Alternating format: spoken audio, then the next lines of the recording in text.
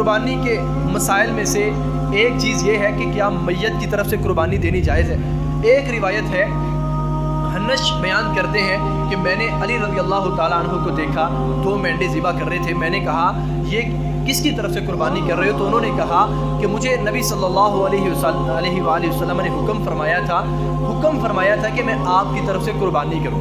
علی رضی اللہ عنہ کہتے ہیں کہ مجھے رسول اللہ صلی اللہ علیہ وسلم نے حکم فرمایا تھا کہ میں آپ کی طرف سے قربانی کروں، تو میں یہ آپ کی طرف سے قربانی کر رہا ہوں۔ عزیز بھائیو، یہ جو روایت ہے یہ 4-5 کتابوں کے اندر ہے۔ جامع ترمذی کے اندر ہے، سنن نبی داود کے اندر ہے، سنن الکبریٰ البیہقی کے اندر ہے، اور سنن ترمذی کے اندر ہے۔ 4-5 کتابوں کے اندر یہ روایت ہے۔ اب جو اس روایت کی سند ہے 4 اعتبار سے ضعیف ہے، 4 علتیں اس کے اندر پائی جاتی ہیں۔ نمبر 1، اس روایت کی سند کے اندر شریک بن عبداللہ، قاضی شریک بن عبداللہ مدلس راوی ہے۔ نمبر 2، حکم بن عتیبہ راوی، وہ بھی مدلس ہے۔ نمبر 3، ابی الحسناء، اس روایت کی سند کے اندر ایک راوی ہے وہ مجہول ہے، اس کا کسی کو پتہ ہی نہیں ہے۔ اور نمبر 4، یہ روایت بیان کرنے والے حنش ہیں۔